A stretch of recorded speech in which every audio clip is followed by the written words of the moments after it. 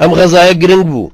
بۆ جۆکردنەوەی دینداری و هەڵوێستی ئیماندارانەی مسلمان لە هەڵوێستی بەزیوی دووڕووەکان کە هەر لە سەرەتاوە ئەوان کشانەوە دواوە بۆی ورە بە مسلمانان بڕوخێن بۆی بەرایان زەعیف بکەن و عەدەدیان کەم بکەن هەر لە سەرەتاوە لەگەڵ عەبدوڵای کوڕی ئوبەی پێشەوایانە لە غەزاکە کشانەوە کۆڵیاندا دیسان مهم بوو بۆ سەلماندنی ڕادەی زۆری خۆشەویستی مسلمانان بۆ پێغەمبەری پێشەوایان عەلەیهی سەڵات وسەلام کە لەوەدا دەرکەوت کە هەندێکیان خۆیان کردبوو بە دیواری بەشەری بە دەوری جەستەی پیرۆزی پێغەمبەر صلی الله علیه وسلم دیسان مهم بوو کە ڕۆڵی ئافرەتانی مسلمان بە واقعی بەشداری ئەو شەڕە سەختەیان کرد و بە شمشێر وەشاندن وەکو نوسەیبەی کچی کەعب کە بە دەوری پێغەمبەر بوو عەلەیهی سەڵات وسەلام تیر و شمشێری بەرەکەوت بۆی نەگاتە پێغەمبەر عەلەیهی سەڵات وسەلام دیسان ئەوەش بۆ مسلمانان نەوە بەنەوە ڕوون بۆ کە یەکێک لە هۆکاری سەرەکی بەزین جۆڕایەڵی نەکردنی فەرماندە و جێبەجێ نەکردنی نەخشەی چێشراوی شەڕەکەی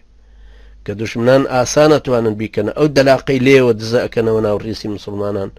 وەک خوای گەورە فەرمێ أولما أصابتكم مصيبة قد أصبتم مثليها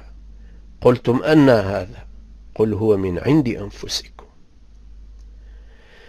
ئەوە بۆچی کە ئەو مصیبەتە شکستەکەی ئوحودتان بەسەرا هات کە پێشتریش کێشەی ترتان هاتە بۆ ڕێ هاوارتان لێ هەستا ئەمە چۆن بوو بۆچی وا ڕوویدا پێیان بڵێ ئەوە هەر لە خۆتانەوەیە ئەوە خەلەلێکی ناو خۆتانە کە دەرتانەخا ئێوە چەند لاوازن ئەوە ئێوەن کە پابەندیتان بە دینەکەوە کەمە ئەوە ئێوەن کە سەربازێتیتان بۆ دینی خوای پەروەردگار شل بووە ئەوە ئێوەن کە ڕێگاتان داوە ئەهلی جاهیلیەت بێتەوە جارێککە دزە بکاتە ناو ڕیسەکانتان و سەرکەوێ بەسەرتان ئەمە غەزای بەدرە سەرکەوتنەوە ئەمەش غەزای ئوحودە تێکشکانێکی تر هەروەکو چۆن ئێمە لە ژیانی خۆمانە سەرکەوتنی ژەبینین هی ئەهلی ئیسلام و ئەو شکستە گەورە نەفسیەش وە شکستە جەستەیەز شکستە عەسکەریە بینین وە سیاسیە بینین کە بەسەر مسلمانانە تێ بەڵام ئەمە سنەتی خوای گەورەیە فەرمێوە تیلکە الئەیام نداولوها بین الناس قەدەری خوای پەروەردگارەوە ئەبێ وابێ و بێ پابەندبوون بە سنەتی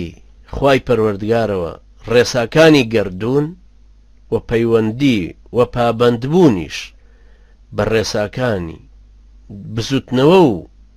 بەرەنگاری بوونەوە لە قورئانە دەرەکەوە وەکو یەکوایە ئەوی حافظ قورئانیشە کە دەستی خستە سەراگرە سووتێ ئەوی حافظ قورئانە و مەلە نازانێ بیخەیتە ئاوە هەرە سووتێ ئەمە سنەتی گەردوونە سنەتی ژیانە هەر ئەو کەسەی ئەم ڕێسایی دروست کردووە هەر ئەو کەسەی لەم قانونە لا نادا بۆ هیچ کەسێ ئیلا ئەوەی کە خۆی بێوێ وەکو سەیدنا ئیبراهیم بۆی سارد کاتەوە هەر ئەم خالقە هەر ئەم کردگارە کارجوان و کارزانە یاسایەکی تریشی بۆ ڕەوتی کارکردن داناوە کە لە قورئانایە وعدە و بەخوای گەورەت داوە پابەند بە دینەکەیەوە ئەوەندەی بۆ دین بۆ دنیای خۆت هەوڵەدەی ئەوەندەش بۆ دینەکەت هەوڵدا وەخوای پەروەردگاریش دڵنیا بە ئەمان گەێنێتە تەمکین خوای گەورە وعدی داوە أفرمي ونريد أن نمن على الذين استضعفوا في الأرض ونجعلهم أئمة ونجعلهم الوارثين وعد مان داو بو كساني كمستضعف لسر أرزا كبيان كين ببيشوا تمكين دا صلاتيان بي ببخشين بلان بچي وكل سورة نور لآية بنجاو بينجا فرمي وعد الله الذين آمنوا منكم وعملوا الصالحات ليستخلفنهم في الأرض كما استخلف الذين من قبلكم وليمكنن لهم دينهم الذي ارتضى لهم وليبدلنهم من بعد خوفهم أمنا يعبدونني لا يشركون بي شيئا خوای پەروەردگار پەیمانی داوە پێتان